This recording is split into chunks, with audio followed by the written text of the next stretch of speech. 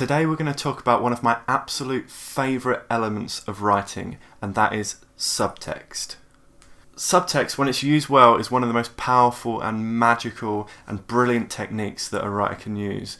It really is, for want of a better word, what makes writing feel deep, like there's more going on beneath just what we see on the surface. So what is subtext? Well, at its heart, it's about making the reader realise something without having to tell them it. For example, if a character's sad, we don't want to say, he was sad, nor do we want the character themselves to say, I am sad. If you can show the reader that the character is sad without having to say it explicitly, the reader is going to fall in love with you, because what you've done is you've brought them along on the journey rather than pushed them on the journey. They've had to do some of the work, and that's actually a really enjoyable part of writing, filling in the blanks. I kind of think of writing a bit like an obstacle course. You want to leave stepping stones so that the reader can jump from one to another themselves. You don't really want a bridge, because that's just going to be boring. If you fill in all the gaps, all you've done is create a bridge and they're just walking across it, and that's boring. If you don't put any stepping stones, then they're just going to drown in the mud. They need stepping stones, but they want to do a bit of the work. They need the stepping stones, but they don't want a bridge. Another way of explaining subtext is that it's what you don't say. It's the words between the lines. It's the stuff that we have to fill in for ourselves. And another reason that creates such a powerful feeling in the reader is because it can kind of conjure different images for different people. Because subtext is something that kind of isn't there rather than something that is there, and we fill in the blanks ourselves, each reader is going to fill in the blanks slightly differently, and you're going to be left with a book that people can talk about and discuss and argue about and really investigate and try and dig into exactly what you are saying. Now, television can do subtext really well, because without having to explicitly say stuff, you can see stuff on the characters' faces, you can see how they're feeling. Maybe there's music in the background that sets a tone without having to say exactly what the feeling is. Certain lighting can portray a certain mood that really helps get across this message, again without having to explicitly say what that message is. In literature, it can be a lot harder, and we have to be a lot cleverer about how we use our words. We don't want to beat the reader over the head with what we're trying to say, nor do we want to just leave them completely blind and not have a clue what's going on. We want a good amount of subtext so that it feels really interesting and layered, and like there's a whole world going on beneath the surface of the story. On this channel, I normally talk about writing fiction, writing a novel, writing stories with words. I don't often talk about television, but this is a 21st century writer after all, and not 21st century author. And today I want to talk about a scene in Game of Thrones that really uses subtext really well. And the reason I want to do that is because I think there's things that we can learn from this scene and from television in general that we can really employ in our literature. So in this video, we're going to look at this Game of Thrones scene that uses subtext really well. Don't worry if you haven't seen Game of Thrones. Don't worry if you don't like Game of Thrones. That's not really the point. What we're going to do is learn about subtext. We're going to explore it. We're going to see what we can pull out of it and what we can learn from it. At its heart, the scene that we're going to be watching is just a married couple arguing or talking. It's not about dragons and stuff. It's just two people having a conversation. So we're going to watch it, dissect it, see if we can figure out what's so good about it. Then what I've got for you is two readings. This particular scene that we're going to be watching isn't in the books. It's two characters. It's a king and a queen, and they're talking. And what I've done is I've written the scene like it's in a novel from the Queen's point of view, and then written it again from the King's point of view to see if we can glean different bits of subtext depending on whose point of view it is. And it's really interesting. So let's get started. So here we sit, 17 years later, holding it all together. I'm not going to talk too much about the acting in this, because this is a writing channel after all. Suffice it to say, I do think the acting in this is amazing. Just some of the absolute best that was ever in the show, and just the best in general that I've ever seen. I think they're both great in this. Don't you get tired? Every day. Even just the way she says every day. Now, she's not saying yes, every day I'm tired because I'm so sick of this life. I'm sick of you. I'm sick of everything that I have to do. All she says is every day. And there's a lot we can draw from the look of the actor there. If it was in a piece of literature, we'd have to try and get it across, again, without being explicit, but get across what she means by every day. Because we can tell a lot from those two words. Those two words are dripping with subtext. There's so much she's not saying there, but it's enough for now to just say every day. How long can hate hold a thing together? Well, 17 years is quite a long time. Sometimes it's strange picking apart subtext because it's almost so ingrained into us to understand what things mean, even if they're not being explicitly said. So when the Queen there says 17 years is quite a long time, we know that what she's saying is 17 years is quite a long time. It's been very hard. I've really struggled throughout those whole 17 years. It feels like it's gone on and on forever. She doesn't need to say all that. If she did say all that, the scene would be weaker for it because we're not getting to do any of the work. We're not getting to fill in any of these gaps. But she didn't. She just said 17 years is quite a long time. We know exactly what that means. There's so much more behind that sentence than just those words. That's what subtext is all about. Yes, it is. Yes, it is. And even just the subtext of them having that drink together. It's almost like a mutual bit of respect, a mutual bit of suffering. Neither of them are particularly enjoying this relationship.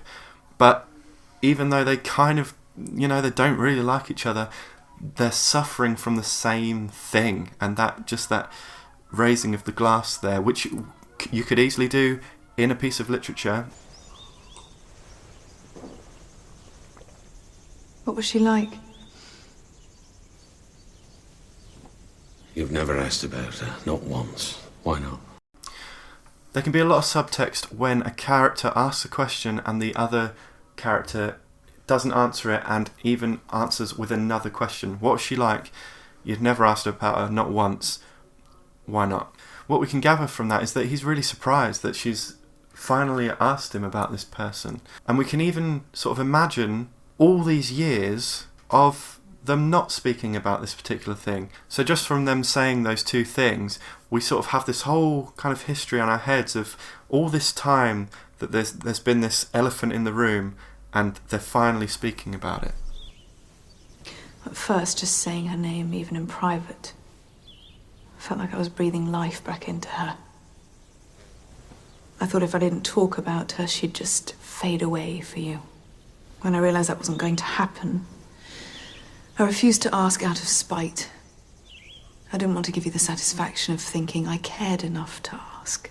The important thing here is that at no point is the Queen saying, it really hurt, it was so painful, I was so sad, I was so jealous. She doesn't need to say that. If she had said that, it would be so much weaker. It's much more enjoyable for us to work that out for ourselves, how she was feeling. She refused to ask out of spite. It felt like just asking about her was breathing life back into this dead person. She doesn't need to say how it made her feel. We know it from the way she's saying it. It's a lot easier on television because we can see it on her face. When we're writing, we have to be a lot clever about it, and that's why I've done these 2 readings that I'm going to do for you after we've watched this, because hopefully it will demonstrate some of what I'm saying. And eventually it became clear that my spite didn't mean anything to you. As far as I could tell, you actually enjoyed it. So why now?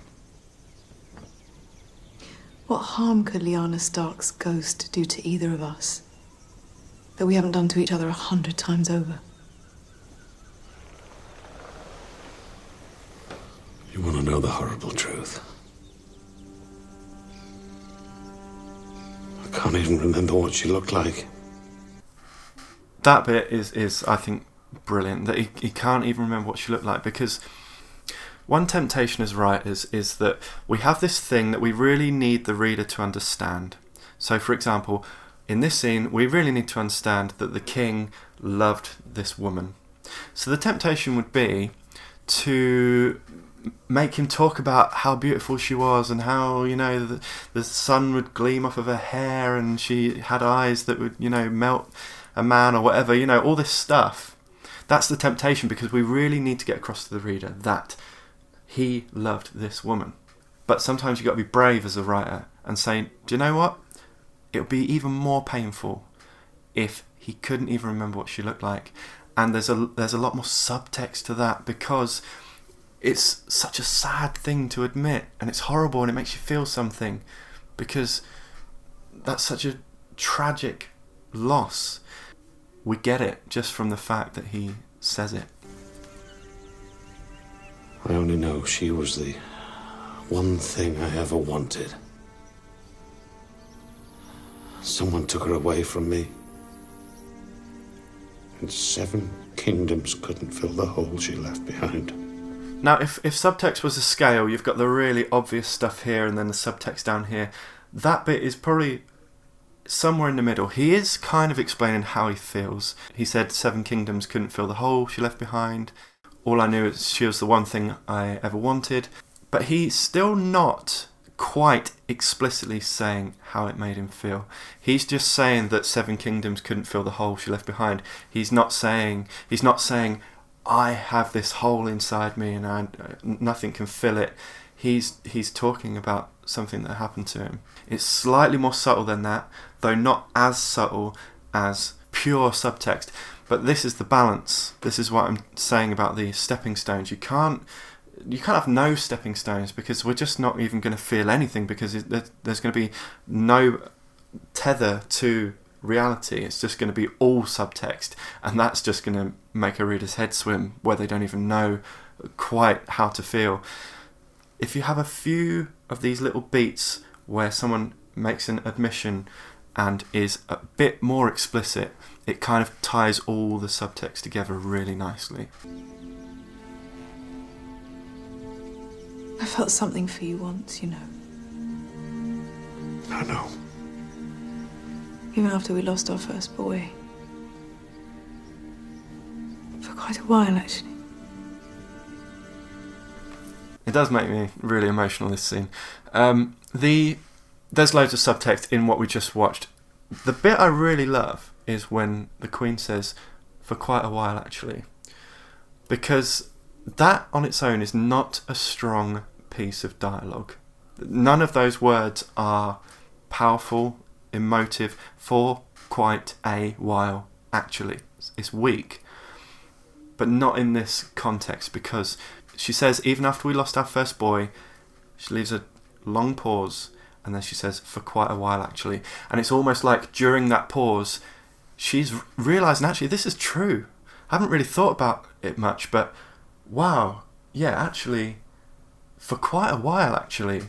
You can feel that it's coming to her. She's actually really realising this now. She's probably thought about it before, but having this conversation with the man himself, the weight of it is actually starting to hit her and make her realise how important it is and how much it's affected her. I'll just play that little bit again. Note the pause. In a book, we would have to find a way to fill that pause to achieve the same kind of effect. Even after we lost our first boy. For quite a while, actually. Damn, that's a good bit of acting. I think she is one of the greatest bits about it, Lena Headey. Was it ever possible for us? Was there ever a time, ever a moment? That's a great line, because it's not really a full sentence or a full question. Was it ever possible for us? Was there ever a time, ever a moment? She doesn't have to say, was there ever a time, ever a moment where you and I would have worked, where we could have been a strong couple, where we could have made this relationship work, where we could have been a good king and queen, loved each other. She doesn't have to say all those words that kind of spoil it. If you have to say it, it kind of spoils it. If you leave it as subtext, in this particular case, it's an unfinished question. Was there ever a moment, ever a time? We know what it means. We fill in those gaps ourselves. We participate in it. We're getting involved, because we're actually reading can actually be a really creative, and watching TV can actually be quite creative, because if it's done well, we are doing some of the work. We're imagining stuff. in a book, I think this can be actually even more powerful, because we really do have to, when we hear a phrase like that, we have to create in our minds exactly what that means.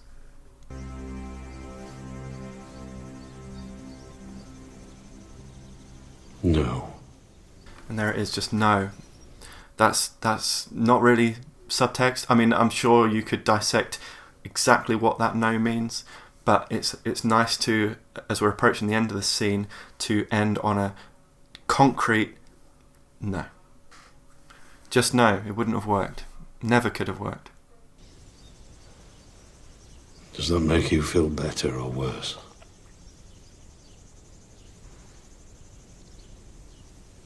Doesn't make me feel anything.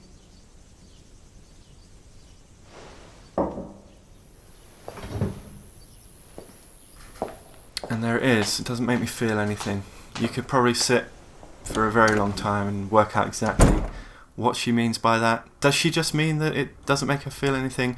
Or are there a lot of emotions underneath the surface that aren't being said? Things that... Is she just hiding behind a wall of non-emotion? Or does she mean it? It doesn't make her feel anything. Either way, you can ask that question in your mind, and there's a lot of subtext there. Brilliant. Really, really great scene. It kind of proves... I didn't enjoy the latest season of Game of Thrones at all. Didn't even really like the last couple of seasons. I think what the guys were really good at doing was writing this kind of scene. Two people talking in a room, even though it wasn't in the book. Maybe George R.R. Martin had a hand in this scene, I have no idea. But I think those guys were really good at writing character moments, and as soon as you had to have really big battles and dragons involved, they struggled a little bit. So now we've done that little analysis. As I say, what I've done is I've written that scene as though it were in the book. I've written it from the King's point of view and the Queen's point of view. I'm going to read the Queen's first. And it was tricky. It was tricky because there's so much great acting there. There's so much you can read on the face. There's not a great deal of music and stuff, and the lighting's quite neutral, but there's so much coming through from the acting and from the way they're speaking that has to somehow be translated into words, and you can't necessarily just describe someone's someone's facial expressions in a piece of literature. What I've done is try to give the stepping stones, give a little bit, give the reader some clues, but never explicitly beat the reader over the head with exactly how I want them to feel in this scene. I'm going to just read it, and then I'm going to speak about the bits that I think have the most subtext in them and why. So let's do the Queen first. And just as a little note, I'm not trying to copy George R.R. Martin here at all. I'm not trying to make it as good as Game of Thrones or anything like that. I've had to sort of write it in my own style, really. The exercise is just about learning about subtext. The king was smiling now, his skin rosy and glistening from too much wine.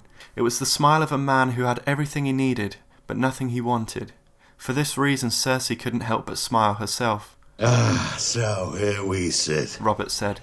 17 years later, holding it all together. At this realisation, his smile faded. Don't you get tired? Every day. Cersei replied. How long can hate hold a thing together?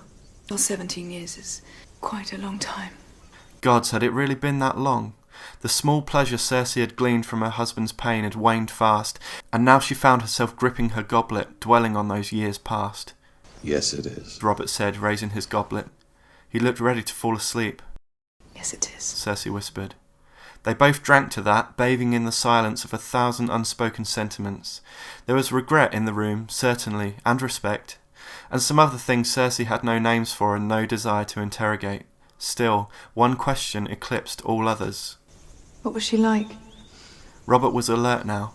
If he'd appeared sleepy before, now his eyes were locked onto hers. You've never asked about her, not once. Why not? At first, just saying her name, even in private, I felt like I was breathing life back into her. I thought if I didn't talk about her, she'd just fade away for you. When I realized that wasn't going to happen, I refused to ask out of spite. I didn't want to give you the satisfaction of thinking I cared enough to ask. And eventually it became clear that my spite didn't mean anything to you. As far as I could tell, you actually enjoyed it. Cersei looked at her husband. She'd expected anger maybe, or insult. Perhaps the king would hurl his drink at her, or flip the desk and command her to leave. But Robert was quiet as a boy. So why now? He said. What harm could Lyanna Stark's ghost do to either of us that we haven't done to each other 100 times over? Golden light fell through the curtains, scattering dappled shadows over the king's shoulders as he drew a long, ponderous breath. He leant towards Cersei across the desk. You want to know the horrible truth? He said. I can't even remember what she looked like. I only know she was the one thing I ever wanted. Someone took her away from me, and 7 kingdoms couldn't fill the hole she left behind. Cersei took no satisfaction from the sorrow on his red face. She hated him, that much was true, but what she hated more were the dreams she held onto for so long. As she studied him in the dim light, she no longer saw the fat drunken king she'd grown to despise, but the young warrior she'd fallen in love with. I felt something for you once, you know. She said. I know. It was the first time she'd admitted it to him, and years since she'd acknowledged it to herself. But she didn't feel weak saying it. She had nothing left of him to lose. Even after we lost our first boy. She said. For quite a while, actually. Robert's face was impossible to read. Pity, perhaps, or indifference. Was it ever possible for us? Was there ever a time, ever a moment? Cersei suspected the answer before he said it. No. They looked at each other once more, king and queen, husband and wife, so different, yet each suffering from the same ache. Cersei brought the goblet to her lips, but the wine was bitter in her nostrils, and she only pretended to sip. Does that make you feel better or worse? The king said. It was an odd question. Did the answer even matter to him? Doesn't make me feel anything. She said. So you could definitely argue that maybe I went too explicit on some of those bits and maybe not explicit enough on some bits. It was really difficult. Here are some bits that I think do have a fair bit of subtext. So they both drank to that, bathing in the silence of 1,000 unspoken sentiments. There was regret in the room, certainly, and respect, and some other things Cersei had no names for and no desire to interrogate. So just by saying that bathing in the silence of 1,000 unspoken sentiments, it's probably a bit grandiose, but what that's basically saying is that there's a lot more that these two characters aren't saying to each other, which just implies subtext straight away. And then the other bit is, and some other things that Cersei had no names for and no desire to interrogate. So straight away that implies that there's lots of other emotions that she's feeling, and we don't necessarily know as the reader what they are, but they are there, and we can have a little guess and think about what those things might be, but we're not just beating the reader over the head and saying it's this, this, this and this. That's what she's feeling. If he'd appeared sleepy before, now his eyes were locked onto hers. So if someone kind of looks a bit sleepy and then they're looking at you like this, that says a lot about how they're feeling. And I think that naturally carries subtext. I didn't say that he is suddenly very alert because he's really interested in what she's saying. I'm just saying what he's doing with his eyes. I actually have a habit as a writer of explaining a bit too often where the characters are looking, because I think you can tell a lot about how a character's feeling by what they're looking at. You know, I've said it before, but if they're looking at the sky, they might be wishing things were different. If they're looking at their feet, they're probably very sad. If they're looking at a person, they're very interested in what someone's saying or something like that. I think used sparingly, that can be quite powerful. But Robert was quiet as a boy. Again, I'm not saying why he's quiet. I'm not explaining to the reader that it's because he's thinking about things and he's sad and he's feeling emotional. I'm just saying he's quiet. You figure out what you want from that. And that's what it's all about. It's kind of about feeding little bits of information, letting the reader do the rest of the work. As she studied him in the dim light, she no longer saw the fat drunken king she'd grown to despise, but the young warrior she'd fallen in love with.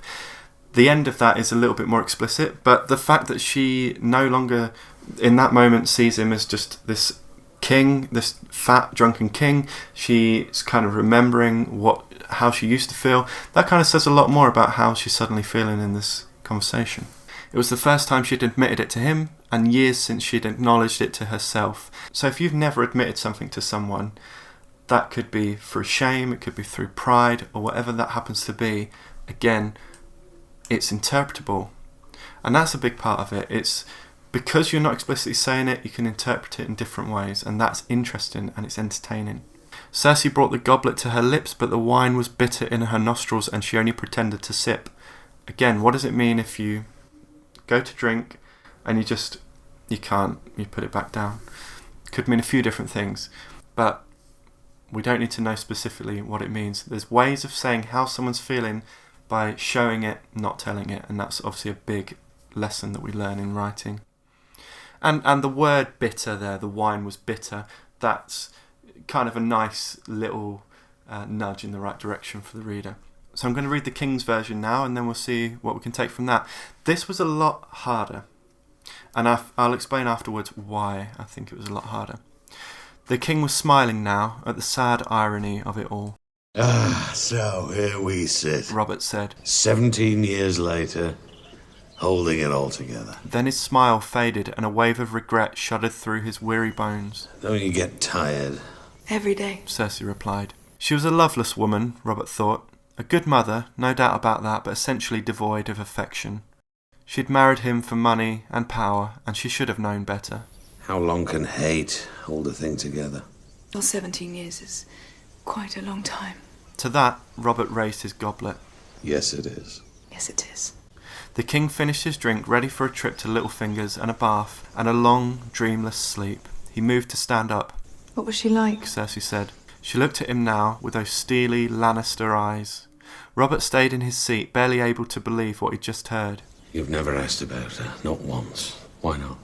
At first, just saying her name, even in private, felt like I was breathing life back into her. I thought if I didn't talk about her, she'd just fade away for you. When I realised that wasn't going to happen, I refused to ask out of spite.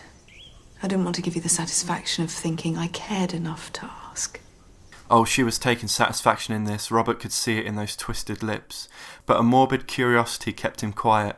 That and the opportunity to at last speak of the only woman who had ever mattered to him. The Queen continued. And eventually it became clear that my spite didn't mean anything to you. As far as I could tell, you actually enjoyed it. So why now? Robert said. What harm could Lyanna Stark's ghost do to either of us that we haven't done to each other 100 times over? He flinched at her name. It was the first time he'd heard it out loud since before Joffrey was born. So many years, so many meaningless feasts and weddings and cursed council meetings, so many yellow-haired children and venomous words, so many barrels of wine trying to forget. Robert leant towards his loving wife over the desk. You want to know the horrible truth? He said. I can't even remember what she looked like. I only know she was the one thing I ever wanted.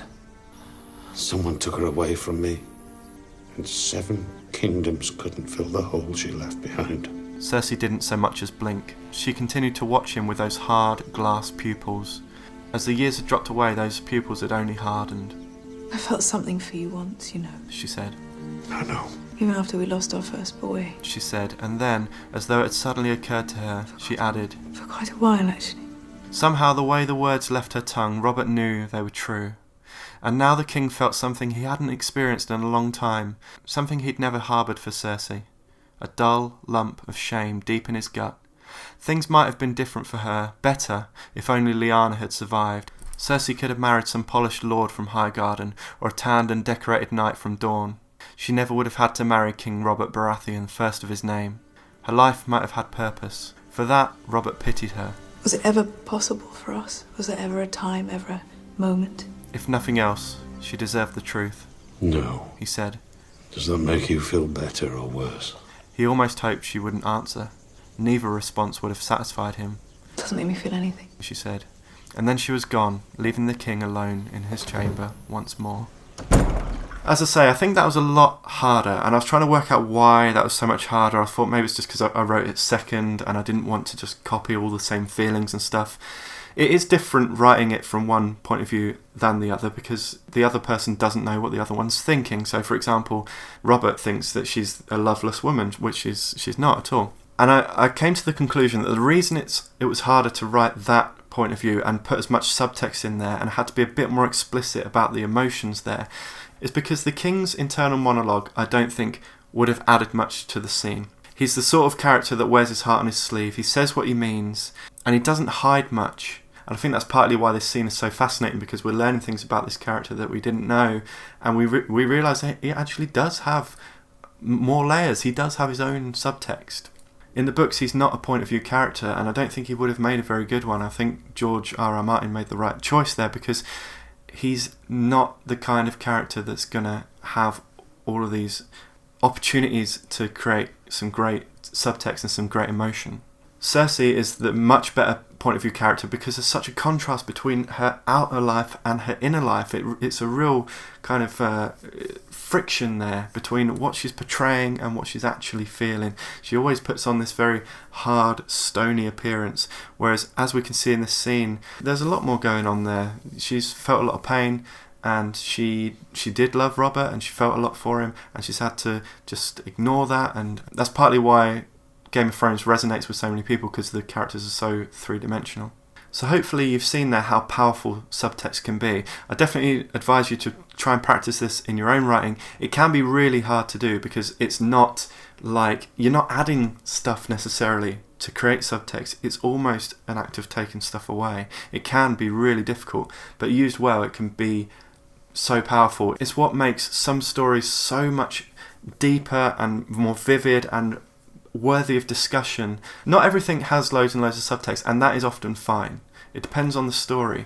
But if you want to write something that really resonates deeply within people, really gets to the root of how people are feeling, really makes people think about their own lives and how they can kind of put themselves in this story, fill in the gaps with themselves. That's what they're doing. They're taking those gaps in your story and they're putting themselves in there because there's nothing else they can put in there, and really seeing how it would feel to be in those characters' lives. It was a really interesting exercise, actually. I definitely recommend that you think of a film or a TV show or just a scene that you know isn't in a book anywhere, and try and write it from a certain point of view and see what comes out, and see if you can inject things in there that weren't in there before, and see if you can draw more out of it than was in there before. It's such a powerful technique. It's definitely one of my absolute favourite things. I think it really can be one of the most magical things about reading and writing.